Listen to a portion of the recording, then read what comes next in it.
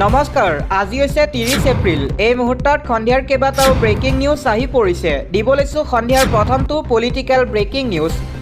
Exit পলতকৈ বেছি আসন লাভ কৰি চৰকাৰ গঠন কৰিব বিজেপিয়ে। 100ৰো অধিক আসন পালেও আচৰিত হ'বলগীয়া একো নাই। জনতা জনাৰ্দনে দিছে ঐতিহাসিক জনাদেশ। এক্সিট পল প্ৰকাশৰ পিছত এইদৰে প্ৰথম প্ৰতিক্ৰিয়া বিজেপি সভাপতি দিলীপ শইকীয়াৰ। 2024 নিৰ্বাচনক লৈ প্ৰকাশ পালে এক্সিট পল। প্ৰতিটো এক্সিট পলৰ ডাঙৰ সমীক্ষা।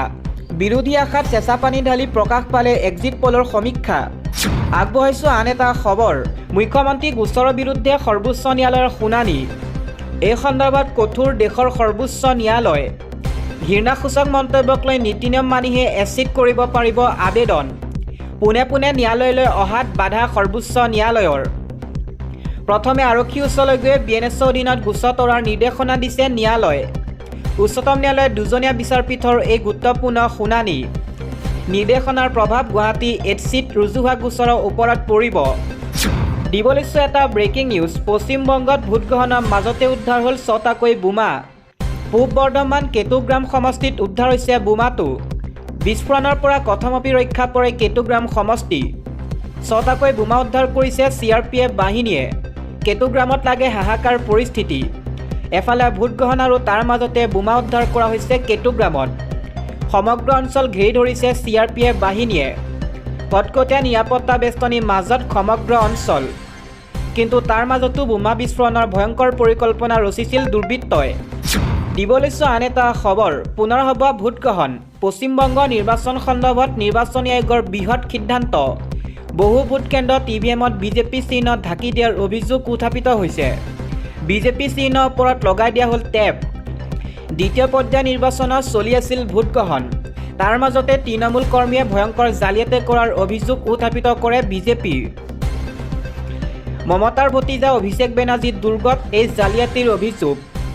দীৰ্ঘ সময় টেপেৰে ঢাকি ৰখা হ'ল বিজেপিৰ বুটাম। পুনৰ ভোটগ্ৰহণৰ দাবী উত্থাপন কৰিছিল বিজেপিয়ে। বংগ নিৰ্বাচনৰ কেইবাটাও বিক্ষিপ্ত ঘটনা সংঘটিত হৈছে। বিজেপি TMC কৰ্মীৰ মাজত মাৰপিটৰ ঘটনা। আৰু আনপিনে EVM জালিয়াতিৰে TMCয়ে নিৰ্বাচনত জয়ী হোৱাৰ চেষ্টা। আগবঢ়াইছোঁ আন এটা খবৰ। নিৰ্বাচন জয়ী হোৱাৰ পিছত বিজয় যাত্ৰা বা দলে উলিয়াব নোৱাৰিব ৰেলী। নিৰ্বাচনৰ ফলাফলক লৈ আহি গ'ল SOP। ৰাজ্যিক নিৰ্বাচন আয়োগৰ এই কঠোৰ নিৰ্দেশনা। বিজয়ৰ পিছত উলিয়াব নোৱাৰিব সমদল। কোনো দল বা বিজয় প্ৰাৰ্থীয়ে বাহিৰ কৰিব নোৱাৰিব ৰেলী। যদি ৰেলী উলিয়াই তেন্তে শান্তি বজাই ৰাখিব লাগিব। সমদলত হুলস্থুল কৰিব নোৱাৰিব। কোনো ধৰণৰ হিংসাত্মক ঘটনা হ'ব নালাগিব। অসমৰ ইতিহাসৰ এইবাৰ সৰ্বাধিক ভোটদান হৈছে। সন্ধিয়া 5 বজাৰ পৰা 7 বজাৰ ভিতৰত ফলাফল ঘোষণা কৰা হ'ব। প্ৰত্যেকখন টেবুলত থাকিব মাইক্ৰ' অবজাৰ্ভাৰ। মাইক্ৰ' অবজাৰ্ভাৰ নিয়োগ কৰিছে কেন্দ্ৰীয় চৰকাৰে। ৰাতিপুৱা 8 বজাৰ পৰা আৰম্ভ হ'ব ভোট গণনা।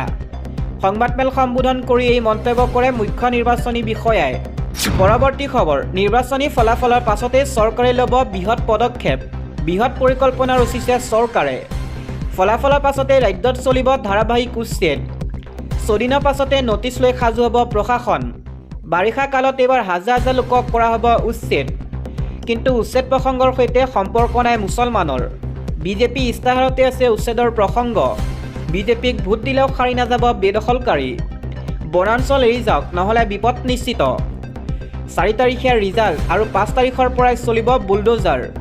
ভোট গণনা শেষ হোৱাৰ লগে লগে আৰম্ভ হ'ব উচ্ছেদ। বাংলাদেশ ত্ৰিপুৰা লোকে মাটি দখল কৰিলে মানি লোৱা নহ'ব। চৰকাৰী মাটিত অবৈধভাৱে থকা ৰবৰৰ বাগানতো হ'ব উচ্ছেদ।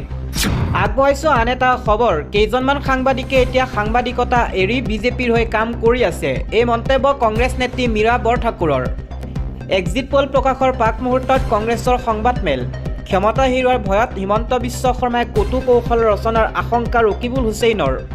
নগাঁৱত এক্সিট পল প্ৰকাশৰ প্ৰাক মুহূৰ্তত নগাঁও ৰাজীৱ ভৱনত সংবাদমেলৰ আয়োজন কৰি হিমন্ত বিশ্ব শৰ্মাৰ বিৰুদ্ধে সৰব হৈ পৰে ধুবুৰী সাংসদ তথা চামগুৰি সমষ্টি কংগ্ৰেছ প্ৰাৰ্থী তানজিল হুছেইনৰ পিতৃ ৰকিবুল হুছেইন। বুধবাৰে নগাঁও ৰাজীৱ ভৱনত সংবাদমেল আয়োজন কৰি ৰকিবুল হুছেইনে কয়, হিমন্ত বিশ্ব শৰ্মাই এইবাৰ পৰাজিত হোৱাৰ ভয়ত বিভিন্ন ধৰণৰ পদ্ধতি অৱলম্বন কৰিব পাৰে। আজি পশ্চিমবংগ নিৰ্বাচন হোৱাৰ পাছত এক্সিট পোল আৰম্ভ হোৱাৰ লগে লগে তেওঁৰ কথা শুনা চেনেলৰ জৰিয়তে বিজেপি চৰকাৰ হ'ব বুলি প্ৰচাৰ চলাই বিষয়াসকলক মানসিকভাৱে হেঁচা দিয়াৰ আমি উমান পাইছোঁ। 2016 চনত আমি ক্ষমতাত থাকি বুজি পোৱা নাছিলোঁ যে আমাৰ ক্ষমতা যাব, কিন্তু হিমন্ত বিশ্ব শৰ্মাই এইবাৰ পৰাজয়ৰ কথা জানি বিভিন্ন ধৰণৰ কূট কৌশল ৰচনা কৰিব পাৰে।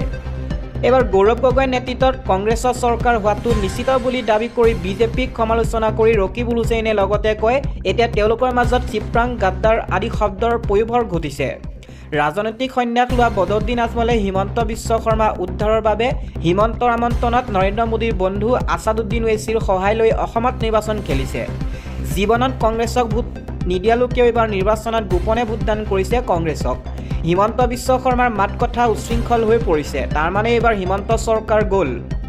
বুধবাৰে বিধায়িকা শিৱামণি বৰা নগাঁও জিলা মিত্ৰজোঁট প্ৰাৰ্থীসকলক লগত লৈ নীতি নিয়ম মাজেৰে ষ্ট্ৰং ৰুম পৰিদৰ্শন কৰে ৰকিবুল হুছেইনৰ নেতৃত্বত কংগ্ৰেছৰ দলটোৱে। ষ্ট্ৰং ৰুম পৰিদৰ্শনৰ অন্তত ৰাজীৱ ভৱনত আয়োজিত সংবাদমেলত উপস্থিত থাকি অসম প্ৰদেশ মহিলা কংগ্ৰেছৰ সভানেত্ৰী মীৰা বৰঠাকুৰে কয়, কেইজনমান সাংবাদিকে এতিয়া সাংবাদিকতা এৰি বিজেপিৰ হৈ কাম কৰিছে, সেয়ে এক্সিট পলক কোনে গুৰুত্ব দিব নালাগে। সংবাদমেলত অজাপ প্ৰাৰ্থী ৰাজেন গোহাঁইসহ জিলাখনৰ বিৰোধীৰ উমৈহতীয়া প্ৰাৰ্থীসকল উপস্থিত থাকে। দিব লৈছোঁ আন এটা পলিটিকেল ব্ৰেকিং নিউজ। বিজেপি চিপৰাং ৰাজনীতিয়ে কংগ্ৰেছক সহায় কৰিব, এই মন্তব্য ৰিপুণ বৰা। অসমত বিৰোধী মিত্ৰজোঁটে চৰকাৰ গঠন কৰিব। মংগলদৈ মহাবিদ্যালয়ত স্থাপন কৰা ষ্ট্ৰং ৰুম পৰিদৰ্শন কৰি এই মন্তব্য ৰিপুণ বৰাৰ। বিজেপি চিপৰাং ৰাজনীতি সন্দৰ্ভত অসমত ব্যাপক বিতৰ্ক চলি আছে। বিজেপিৰ ভিতৰচৰাইনে ৰাজনৈতিক বিতৰ্ক বিৰোধীয়ে লক্ষ্য কৰি লৈছে। ইয়াৰ মাজতে কংগ্ৰেছ নেতা ৰিপুণ বৰাইও প্ৰতিক্ৰিয়া প্ৰকাশ কৰে। ৰিপুণ বৰা মতে বিজেপি চিপৰাং ৰাজনীতিয়ে কংগ্ৰেছ দলক সহায় কৰিব। বিজেপি এবাৰ পৰাজিত হ'ব বুলি অনুমান কৰি দলৰ দুৰ্বলতা ঢাকিবলৈ দুখ চিপৰাঙলৈ ঠেলিছে বুলিও তেওঁ দাবী কৰে।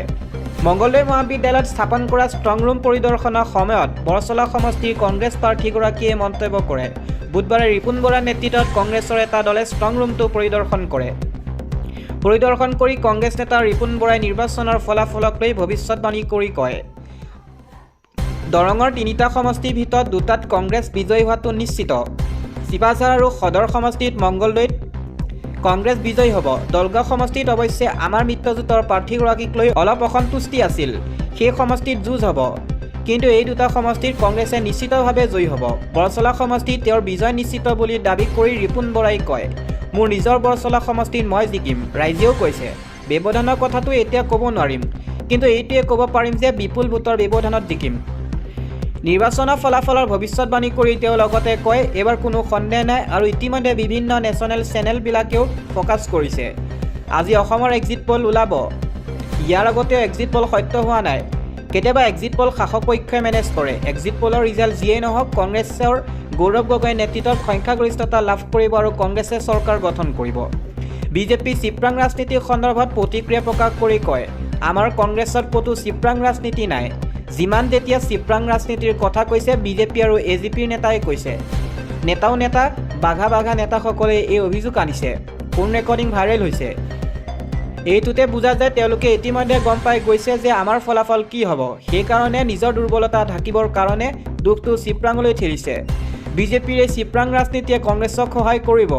আচলতে এইবাৰ নিৰ্বাচনটো হৈছে অসমৰ ৰাইজ বনাম বিজেপি। উল্লেখযোগ্য যে মংগলদৈ মহাবিদ্যালয়ত ষ্ট্ৰং ৰুম পৰিদৰ্শন কৰাৰ সময়ত কেইবাগৰাকী কংগ্ৰেছ নেতা কৰ্মীয়ে ৰিপুণ বৰাক সংগ দিয়ে।